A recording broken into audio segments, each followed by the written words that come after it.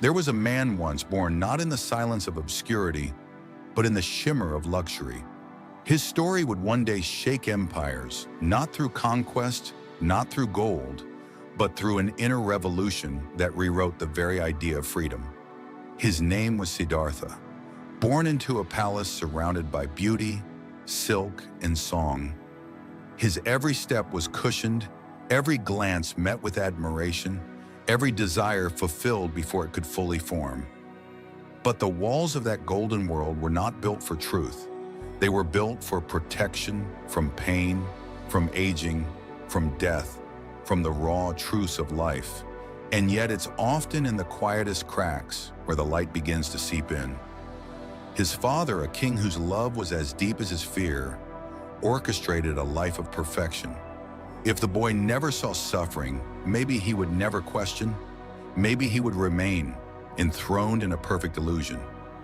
So the gates of the palace were kept tightly shut and the servants trained to smile. No sickness was allowed near, no grief, no wrinkle or wound. The prince would grow up believing that the world was flawless, safe, eternal. But deep down beneath the layers of silk and ceremony, something stirred, something restless. At 29, when most men are settling into the roles life has assigned them, Siddhartha asked for something different. A chariot ride beyond the palace walls, a simple journey, the kind no one had ever dared to give him before. What awaited him there was not just a journey, it was a rupture. Because what he saw in those streets, for the very first time, were the truths his father had hidden from him. The first was an old man, hunched and trembling, skin sagging like worn parchment. The second, a sick person, twisted in pain, feverish and pale. Then a corpse, lifeless, cold, surrounded by the wails of the grieving. Siddhartha watched with wide, unblinking eyes. These weren't philosophical problems or abstract ideas. This was real, unavoidable. The veil had been torn. What was seen could not be unseen, but it was the fourth sight that changed everything. A wandering ascetic, a man with no possessions, no attachments, no visible comfort, and yet he radiated peace. While others clung to illusions, this man had let go. Something about him struck a chord deeper than words. Siddhartha, raised in the luxury of abundance, had never seen serenity like this. It wasn't happiness in the conventional sense. It was something richer, a kind of freedom that gold could never buy. And that, more than the shock of death or the pain of illness, was what lit the fire in him. That there might be a path out, a way to transcend the cycle of birth, aging, sickness, death. A way to meet life without being enslaved by it. That night, the palace could no longer hold him. His silk robes felt like chains.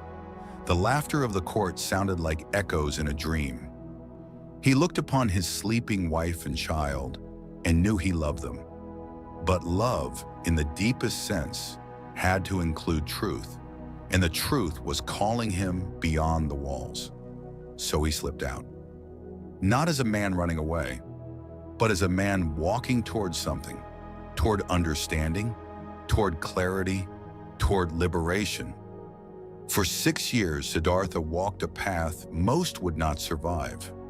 He lived among the forest dwellers and seekers, studied under masters who could silence their thoughts for hours, who could enter meditative states so deep they could barely feel their bodies. He learned from Alara Kalama, who taught him how to dissolve into the sphere of nothingness, a state where the self vanishes and only vastness remains.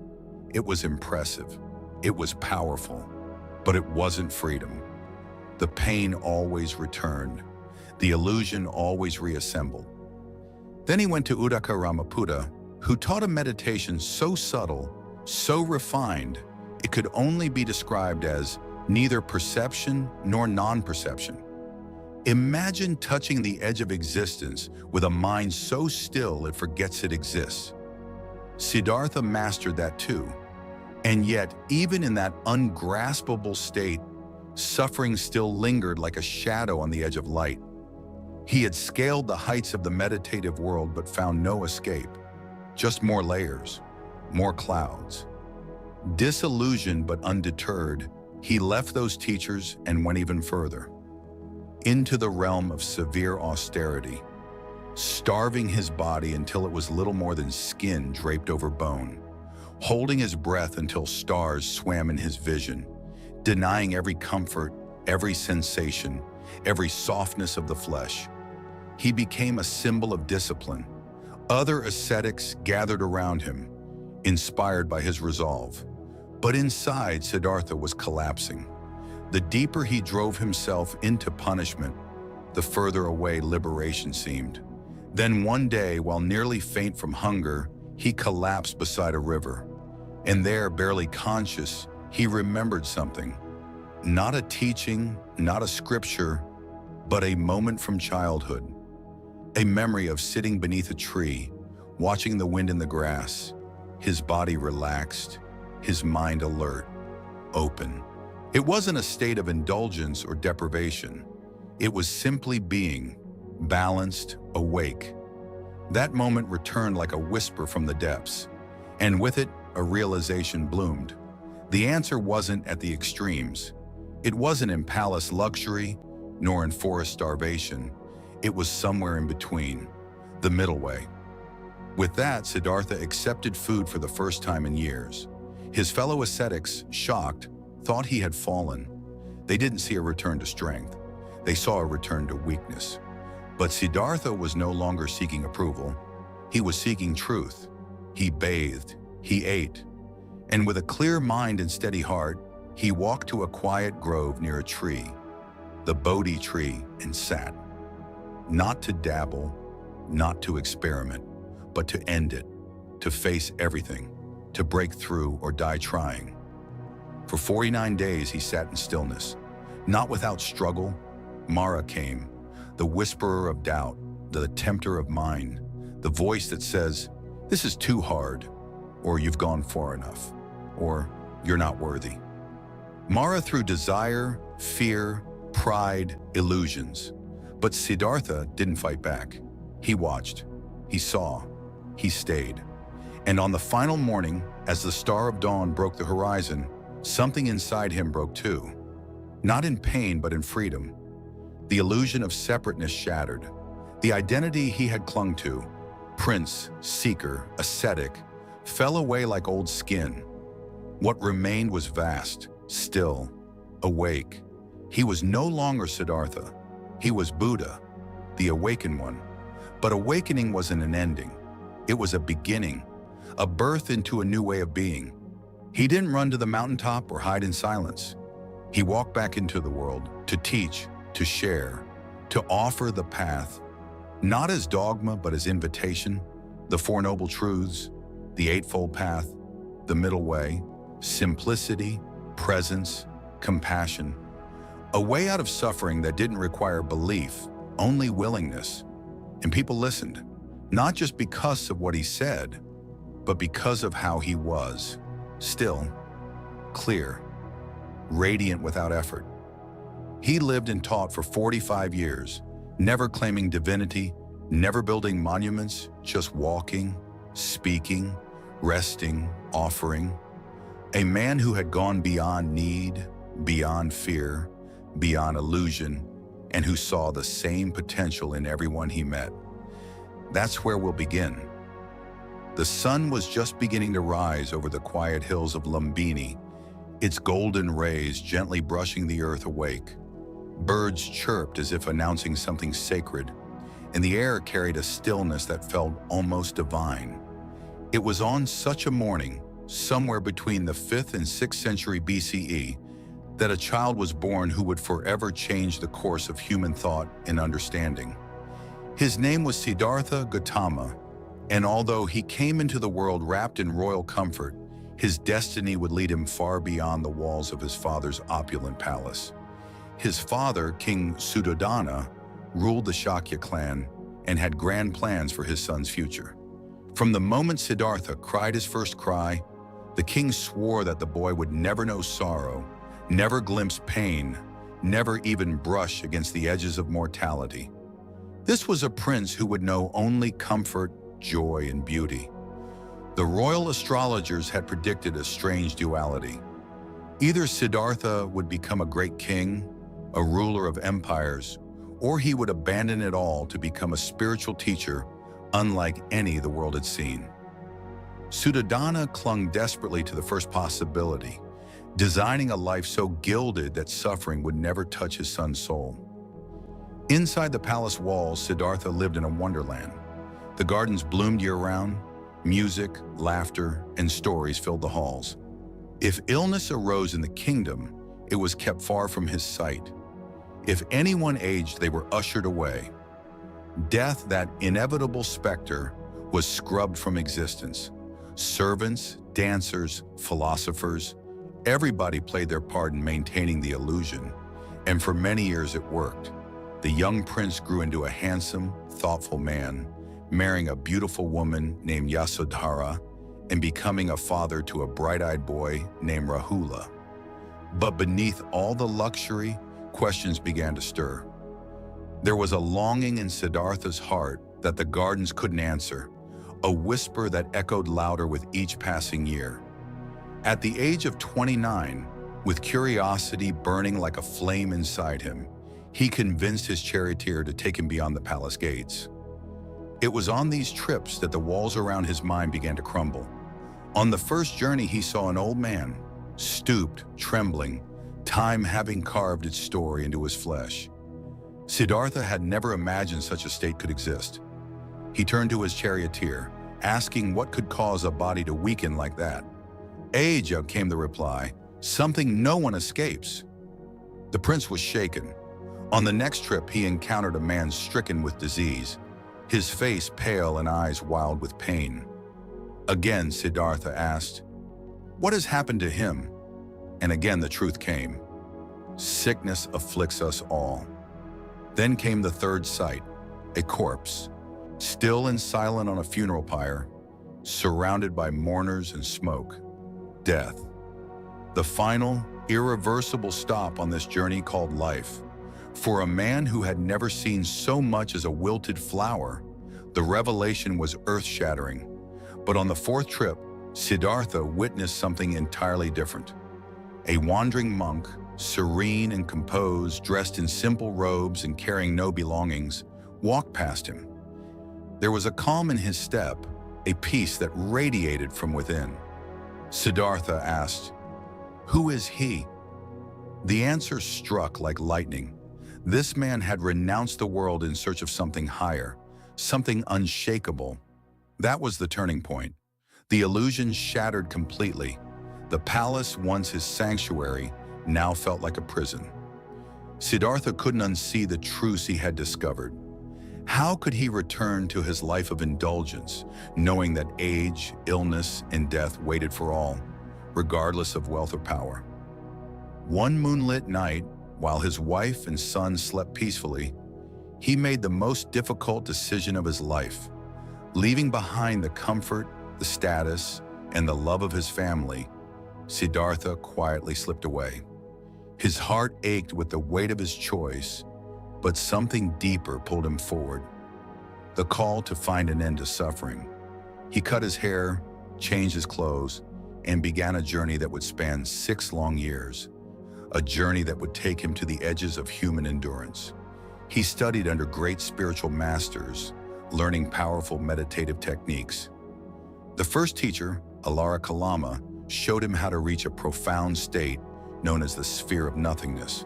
It was deep, empty, and strangely peaceful. But it wasn't the answer. There was still restlessness within. So he moved on, training under Uddaka Ramaputta, who led him into an even more refined realm, the sphere of neither perception nor non-perception. It was delicate, like a whisper at the edge of awareness. Yet again, Siddhartha found no satisfaction. These meditations brought temporary stillness, but not liberation. Disillusioned, but not defeated, Siddhartha took matters into his own hands. He joined a group of extreme ascetics and pushed his body to its absolute limits. He starved himself, lived off tiny morsels, held his breath for minutes on end, and sat unmoving under the scorching sun and biting wind. His body withered. His once regal frame was now skin and bones. But even in the grip of suffering, the ultimate truth eluded him. Then one day, as he sat on the banks of a river, barely conscious from hunger, he heard a simple tune. A musician passing by was teaching his student how to tune a string instrument. If you tighten the string too much, it will snap. If it's too loose, it won't play. It was as if the universe had spoken directly to him. The path to truth, he realized, was not found in extremes, but in balance. This insight sparked something profound. He accepted food from a village girl named Sujata, nourishing himself for the first time in months. His fellow ascetics, believing he had betrayed their path, abandoned him. But Siddhartha was no longer looking for approval. He was searching for reality. He walked to a quiet grove in Bodh Gaya and found a sturdy tree under which he could sit. With resolve deeper than the ocean, he vowed not to rise until he had pierced through illusion and discovered the truth of existence. Days turned into nights, and nights into days. Thoughts rose and fell like waves, but Siddhartha remained unmoved. As he meditated, Mara, the personification of desire and fear, arrived with a vengeance. He conjured seductive visions, summoned terrifying armies, and whispered every doubt imaginable. But Siddhartha met each challenge with silence, his mind like still water reflecting the moon. Not once did he flinch. Finally, on the 49th day, as the morning star shimmered in the sky, the final veil lifted. Siddhartha's mind opened to a truth so profound, it dissolved all suffering. He saw the nature of reality, impermanence, interconnection, and the illusion of self. In that moment, he became the Buddha, the awakened one. No longer Siddhartha, no longer prince, no longer seeker. He was awake. He sat beneath that tree in quiet awe, not with pride, but with immense compassion. For what he had discovered wasn't just for him. It was for all beings trapped in the cycle of birth and death. He could have stayed in that bliss, slipped into the silence of nirvana. But the Buddha chose otherwise. He chose to return to the world, to teach, to guide, to share what he had seen. The fire of compassion burned brighter than ever, and his journey was far from over. The Buddha rose from beneath the Bodhi tree with a stillness that carried the weight of profound realization. The wind whispered through the leaves, as if the universe itself acknowledged the birth of awakened wisdom. He had gone to the edge of existence and returned with clarity, not as a king, not as a monk, but as a man who had peeled back the layers of illusion and seen the world as it truly was. And now, with the boundless compassion that had sprouted in his heart, he turned his gaze back to the world he had once left behind. He walked with calm steps, his feet barely disturbing the dust, and approached the people of the world once more. Not as someone superior, but as a friend with a lantern, offering light to those still stumbling through the dark. His first thought was to share this realization, to express the truth that had shattered suffering and unveiled peace. But then doubt crept in. Would anyone understand? Would the world, tangled in desires and distractions, have ears to hear something so simple and yet so utterly profound? For a moment he considered silence. Perhaps words could never capture the truth. But in the quiet recesses of his mind came a vision. Beings like lotus flowers, each at a different stage of blooming. Some submerged in muddy waters, some just beneath the surface, and some stretching upward, ready to blossom. And for those ready to open, he knew he had to speak. So the Buddha sought out his first audience, his former companions in asceticism.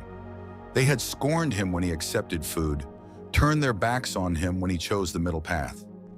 And yet, the moment they saw him now, something was different. He radiated peace, Not the peace of comfort, but the unshakable kind that comes from seeing beyond all suffering. Despite their skepticism, they listened. What he shared that day would echo through the centuries.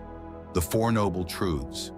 The realization that suffering exists, that it arises from craving and attachment, that it can end, and that there is a path, a noble path, that leads to that end. It wasn't a doctrine or a command. It was a mirror held up to life, a map drawn from his own footsteps. The path he described was not a divine decree, but a practical guide. 8 aspects to walk with: right view, right intention, right speech, right action, right livelihood, right effort, right mindfulness, and right concentration. This was not a list of rules, but a rhythm of living that brought harmony to the soul. The men who had once fasted beside him now sat with eyes wide, the first petals of understanding opening in their hearts. One by one, they too began to awaken. And from that moment, a community was born, not of followers, but of fellow seekers, the Sangha. Men and women, young and old, all drawn by the promise of a freedom that did not depend on gods or gold. The Buddha did not claim to save them. He simply pointed to the path and invited them to walk. For the next 45 years, the Buddha walked the dusty roads of India, his feet blistered, but his heart full. He spoke in forests, on mountain slopes, by rivers, and in the shadows of grand cities. He spoke to kings and beggars, warriors and outcasts, merchants and monks. His teachings flowed like water, clear, cool, and quenching the thirst of those who listened with open minds. He told stories, not grand myths, but tales rooted in the everyday. He used metaphors, questions, and moments of silence more powerful than 1,000 sermons. He taught that nothing was permanent, that everything that arises will also pass away. And far from this being a source of sorrow, he showed it was the gateway to peace.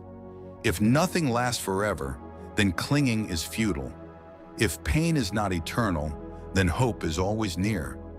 He taught that the self, the I we so desperately protect, is a construction, a swirl of thoughts, sensations, and experiences. It feels solid, but it's like a flame dancing in the wind, ever changing. The more we try to define it, the more it slips away. And in letting go of this illusion, a great space opens up. A space where compassion can live, where judgment dissolves, and where we see others not as rivals, but as reflections. The Buddha's presence was a balm to those around him. People would sit in his silence and feel their burdens ease. Children would stop crying in his arms. Animals would rest near his feet. Even those who came to argue would leave softened, not because he won debates, but because he never entered them with ego. He didn't preach conquest of the world. He offered liberation from the need to conquer. And yet his journey was not without hardship. He faced betrayal, ridicule, and even attempts on his life. There were those who feared his message, who clung to the old ways of power and superstition. But the Buddha met resistance not with anger, but with patience. He knew that hate was never quenched by hate, but only by love. Once a man came and insulted him, hurling words like stones. The Buddha stood still and asked the man a question. If someone offers you a gift and you do not accept it, to whom does the gift belong? The man, puzzled, replied, to the one who offered it. Exactly, the Buddha said, smiling. Then I do not accept your anger, and it remains with you. These teachings did not stay in temples or monasteries. They seeped into the lives of those who heard them. A butcher laid down his knife. A prince abdicated his throne. A courtesan found peace not in wealth or admiration, but in mindfulness and self-worth. The ripples spread far and wide, touching hearts without boundaries of caste, gender, or status. The Buddha's own son, Rahula, eventually came to him, curious about the father who had walked away. And instead of lectures, the Buddha offered him presence, wisdom, and love. Rahula too became a monk, not out of duty, but from a quiet pull toward the same truth that had once uprooted his father's life. As the years rolled on, the Sangha grew. Monasteries emerged not as fortresses, but as havens where people could train the mind, explore their hearts, and sit in stillness without judgment. The Buddha never asked for worship, he asked for understanding. "Be a light unto yourselves," he would say. "Don't follow me blindly. Test everything in your own experience." And as he aged, the lines on his face deepened, but his eyes never dimmed. He walked with a limp, ate modest meals, and slept beneath trees. Yet the peace within him grew brighter, like a flame no wind could touch. People would gather for days just to hear a few words from his lips, to watch the way he folded his robe, to feel the silence that followed his footsteps. In one village, a mother came to him in tears, holding the lifeless body of her child. She begged him to bring the child back. The Buddha looked at her with gentle eyes and told her to fetch a mustard seed from a house that had never known death. She ran from door to door, desperate, only to discover that every family had tasted loss. And slowly, the truth settled in. She returned to the Buddha, not with the seed, but with understanding. And he held her as she wept, her heart beginning to heal. These were the miracles the Buddha performed, not walking on water or turning stones into gold, but turning pain into peace, confusion into clarity, and fear into freedom. He spoke often of the candle. "Thousands of candles can be lit from a single candle," he said, "and the life of the candle will not be shortened. Happiness never decreases by being shared." His goal was not to be the only light, but to spark countless others. People began to call him the Tathagata, the one who has thus gone. Not just a title, but a reminder that he was a traveler, not a god, a bridge, not a destination. He didn't want statues, he wanted seekers. He didn't want temples, he wanted transformation. As his final days approached, he gathered his disciples beneath the trees, now old but still radiant with presence. They asked him what they should do once he was gone. He smiled gently and said, "All conditioned things are impermanent. Strive on with diligence." It was not a farewell. It was a beginning. The Buddha's passing was not met with cries of despair or the wailing of grief-stricken crowds.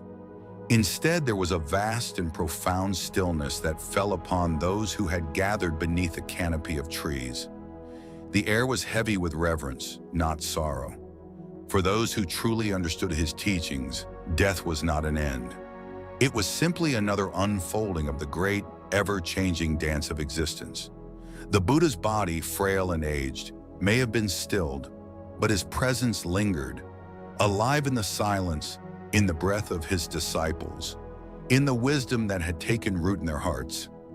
The Sangha sat together, the flickering firelight casting long shadows on the earth as they remembered his words.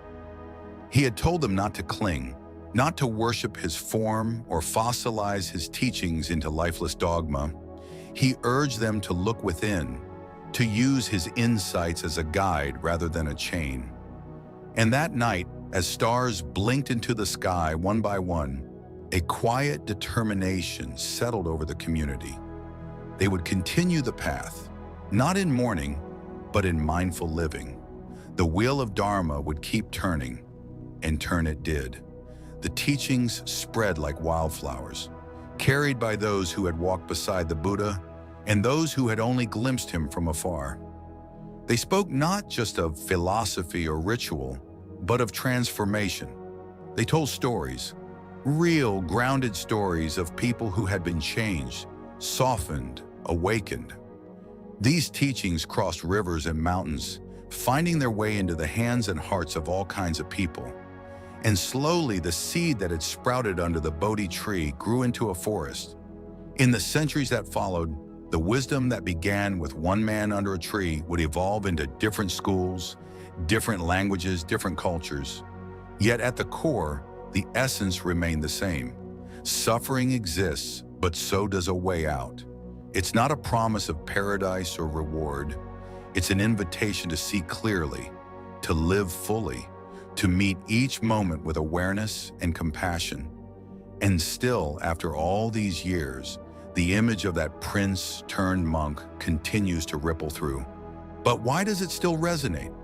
Why does his story, told and retold for over 2 millennia, still find its way into the modern heart, tangled in the noise of our digital world? Because it's not just his story, it's ours. Each one of us, in some quiet corner of our soul, is Siddhartha walking through the palace gates. We all carry the same aching questions, the same longing to understand why joy slips through our fingers, why peace seems just out of reach, why we chase and grasp and still feel empty. The world may look different now, but the human heart hasn't changed all that much. The drama of desire, the fear of loss, the weight of expectation, it plays out in every era, every culture, every life. And like Siddhartha, many of us reach a point where the comforts we once worshipped begin to feel hollow. The bright lights dim, the applause fades, and we're left staring at the quiet void behind it all. That's when the search begins. Not out there, but within. And that's where the Buddha's voice whispers, not in thunder, but in stillness. Be mindful. Be present. Let go. There's a kind of fierce tenderness in his message. He doesn't sugarcoat life. He doesn't pretend suffering can be avoided. Instead, he invites us to face it, to see it clearly, without resistance, and through that seeing, to find our freedom. Not a freedom that escapes pain, but one that is no longer ruled by it. This freedom isn't hidden in mountain caves or ancient texts. It's in the simple act of watching the breath, of noticing the thoughts that arise like clouds and pass away. It's in the space between reactivity and response, in the moment you choose to listen instead of shout, to forgive instead of cling. Every second becomes a chance to wake up. And waking up isn't about perfection. It's about honesty. It's about seeing the mind's tricks, the ego's disguises, and gently, without judgment, peeling them away. It's about recognizing that the very person who annoys us is also the one who teaches us patience, that our fears are not enemies, but messengers, that the present moment, no matter how ordinary, is sacred ground. One of the most beautiful truths the Buddha shared is that we all have this capacity. Enlightenment is not reserved for monks in robes or sages in silence. It lives in each of us, quietly waiting behind the noise. The potential to awaken is as natural as breathing. It only asks for attention, courage, and kindness. The story of the Buddha is not an escape from life. It is an invitation into it, a reminder that you don't have to run away to monasteries or shave your head to begin the journey. The path begins wherever you are, at your desk, in traffic, in heartbreak, in joy. Every experience is a doorway, and along the way, we're not alone. Communities have formed around these teachings, filled with people who stumble and rise, who support each other not with judgment, but with shared humanity. These are not perfect people. They are real people, people who cry, laugh, fall apart, and put themselves back together. Just like the early disciples, they gather not to worship, but to remember, to reflect, to breathe, to walk this path together. That's why Wisdom's Solace exists, not just to tell the Buddha's story, but to walk beside you as you write your own. Because the path to awakening isn't a solo journey. It's a shared unfolding, like petals blooming in rhythm. And just as the Buddha once chose to return and teach, countless people now choose to share what they've seen, in hopes it will ease another's pain or spark another's awakening. You don't have to wait for the stars to align or for life to be perfect. The Buddha didn't awaken in a palace. He awakened under a tree battered by storms both within and without. And so can you. Maybe not in a flash, maybe not today, But every breath, every moment of awareness brings you closer to that stillness, that clarity, that deep knowing. Imagine if even a few moments each day were filled with that kind of presence. What would it change? Would the arguments matter as much? Would the regrets sting as deeply? Would we hold others a little more gently, knowing they too are struggling beneath their surface? This isn't philosophy, it's a lived experience. The Buddha didn't just teach, he embodied. He listened more than he spoke. He noticed the world around him. He laughed with children, comforted the grieving, and sat quietly with the dying. He lived his truth not on a pedestal, but on the ground, where the rest of us walk. And that's why his legacy endures. Because it's not about bowing to statues or reciting chants. It's about learning to bow to life itself, to each moment, each person, each breath, with reverence. It's about creating a life that's aligned with what truly matters. And what truly matters is simple: kindness, presence, clarity, peace. These are not lofty ideals. They are practical tools as real as the shoes on your feet. You can practice them while washing dishes. And once you realize that, you start moving differently through the world. You stop taking things as personally. Someone cuts you off in traffic, and you notice the reaction arise. Tight chest, clenched jaw, the impulse to respond. But then, rather than indulging it, you just watch.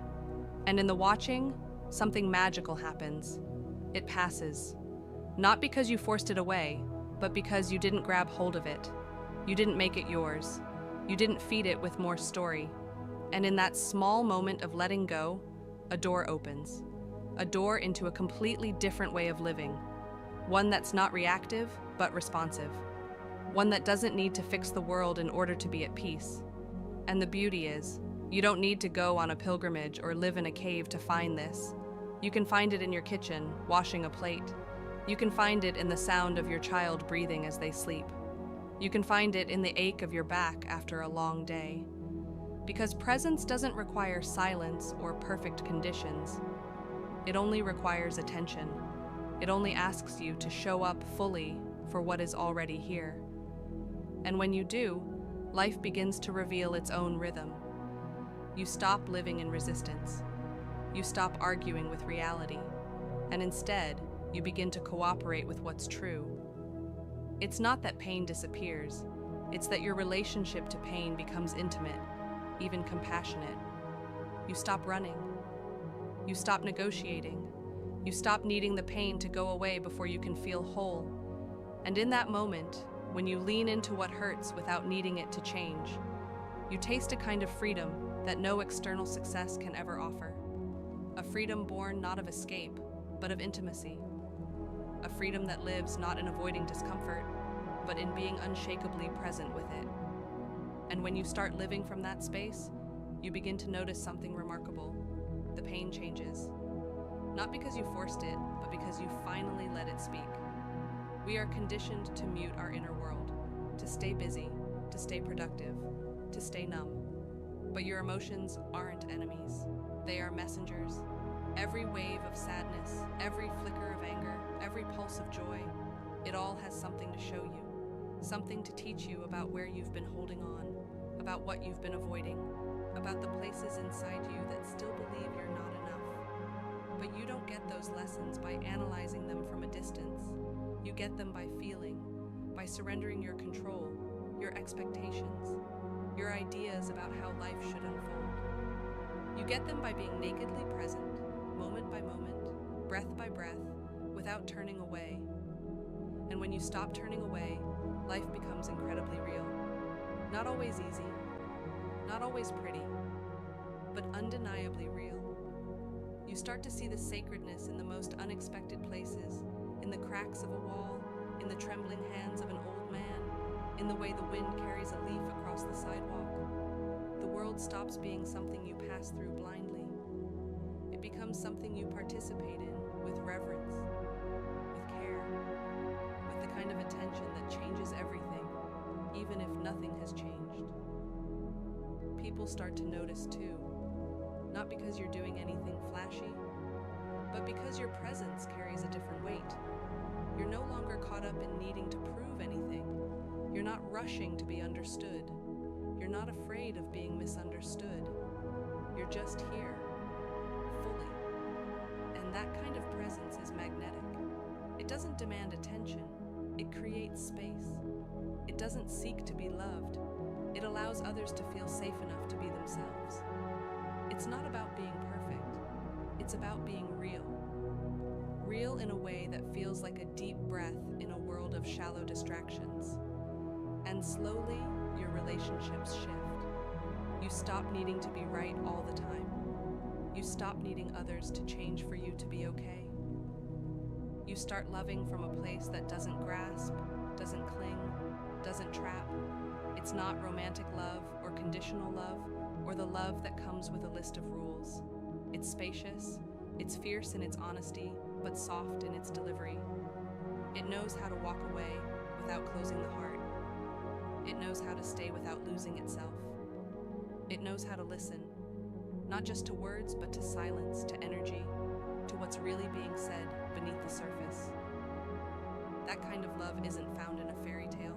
It's forged in presence, in the fire of awareness, in the willingness to feel deeply without being consumed. And it starts with you, with the way you meet yourself, the way you speak to yourself when no one is listening, the way you hold your own pain, not as a problem to fix, but as a part of you longing to be seen.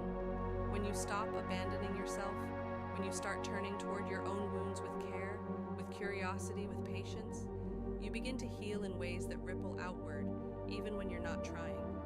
Healing, it turns out, isn't something you do. It's something that happens when you stop interfering. You begin to see the intelligence in your challenges, the grace in your setbacks. You see how every loss carved out space for something deeper, how every breakdown was secretly a breakthrough in disguise.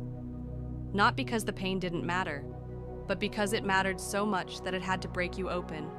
And that kind of opening can't be faked. It can't be fast-tracked. It comes from walking through the fire and choosing, again and again, not to close, not to shut down, not to harden your heart just because it hurts, but to stay, to feel, to breathe through it. And in doing so, you become a different kind of person. Not better, not superior, but more real, more available, more here. And people feel that, even if they don't have words for it. They feel it in your eyes, in your calm, in the way you don't flinch when they show their pain, in the way you don't rush to fix it. You're not performing empathy. You're not offering advice. You're offering presence. And that is rare, that is powerful, because in a world where everyone's trying to be seen, the real gift is the ability to see someone in their wholeness, not their wounds, to see them beyond their story, beyond their identity, to see the light behind the fog, and to remind them gently that it never went out. That kind of presence doesn't come from reading books or memorizing teachings. It comes from embodiment, from living the truth, from walking the path not once, but every single day, in small moments that no one else sees. When you wake up in the middle of the night with anxiety and choose not to distract, but to breathe. When you feel the urge to lash out, and instead, you pause and feel the heat behind the anger. When you're overwhelmed by grief, but instead of collapsing, you let the wave pass through you without drowning in it. These are the moments that build a different kind of strength. Not the strength to win, but the strength to stay open, to love anyway, to soften when it would be easier to harden. And that strength creates a kind of clarity, a way of seeing the world that cuts through illusion. You start to see where people are operating from fear, from lack, from unhealed wounds, and you don't judge them for it. You understand, because you've been there too. And that understanding makes you less reactive. You stop taking things so personally. Someone lashes out, and instead of retaliating, you see the pain behind their words. Someone pulls away, and instead of chasing, you give them space. Someone disappoints you, and instead of closing, you grieve the loss and remain open to love anyway. Not because it's easy, because it's true.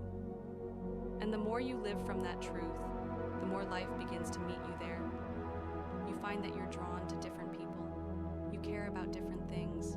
You no longer crave the noise, the drama, the chaos. You crave depth, silence, authenticity, not to escape the world, but to enter it fully, without pretense, without performance. You start to notice beauty again. Not the kind you chase, but the kind that's always been there, waiting to be seen. The way sunlight hits a wall, the sound of the wind moving through trees, the way someone's voice trembles when they speak their truth. These small moments become sacred, not because they're rare, but because you're finally here to notice them.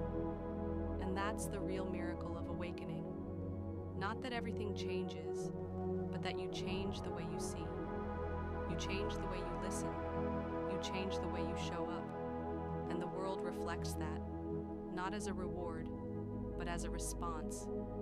Because life, in its deepest essence, is responsive to presence. And when you offer those things freely, not to get anything, not to prove anything, but simply because they're what's real, you become a kind of tuning fork for truth. You start vibrating in resonance with the deeper rhythms of the universe. You stop resisting the tide. You become the ocean. There's something quietly powerful about realizing that you don't need to chase anything anymore. Not success, not peace, not even healing. Because what begins to unfold in the heart of awakening is not a life of avoidance, not a state where nothing can touch you, but a shift in how you relate to everything. A shift so simple, so quietly transformative, that it often goes unnoticed at first. You start to see clearly that the striving itself, this constant aching forward motion, was never taking you anywhere. The self you were trying to improve, fix, purify, evolve, it was never you to begin with. And once that clicks, something deep inside exhales. You don't suddenly become enlightened. You don't float away, but you do become still. Not still like a frozen statue, but like a deep river that flows without noise, without urgency, with an ease that cannot be faked. This kind of stillness isn't about never being disturbed. It's about no longer being defined by the disturbance.